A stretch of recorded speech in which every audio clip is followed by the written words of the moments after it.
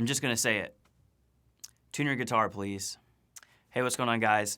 Today I wanted to talk about the biggest amateur mistake that I see from new players, and that is by far tuning. Tuning your guitar is one of the first things that we learn how to do. Tuning your guitar seems very simple to do. All you do is plug in your guitar to a tuner or use some kind of app. You play the corresponding string, and you match the pitch to the dial on the display. If you listen to any professional bands play live or listen to any of your favorite recordings, you'll notice that all of the guitars sound in tune and they sound great. However, I often see videos of players on social media, or I'll see bands playing live, and one of their guitars sounds like it's very out of tune. I'll just grab my guitar to show you kind of what I mean. Hooray! So a lot of times I'll hear something like this.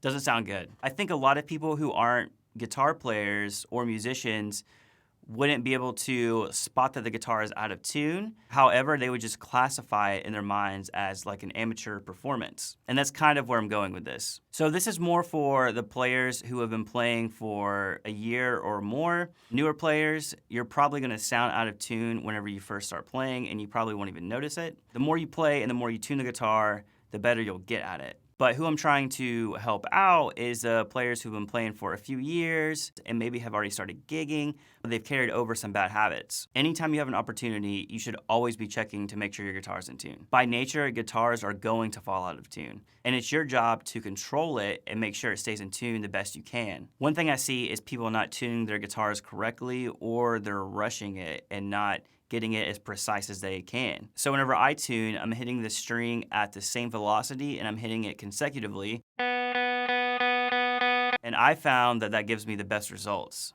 Picking the string softer or harder while you're tuning will give you slightly different readings. So it's important to find one consistent velocity that works for your playing style. And the next thing that goes along with out of tune playing is bending the strings out of tune. And I'm not talking about bends like, I'm talking about playing chords or single notes and bending them out of tune.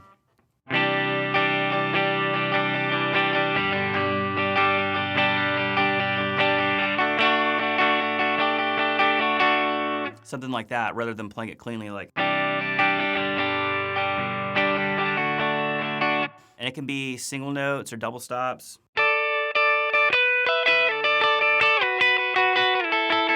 It's something that most players aren't aware they're doing, and it's a habit that they end up carrying on. New players are going to do this by default, and it's something that they'll eventually have to grow out of.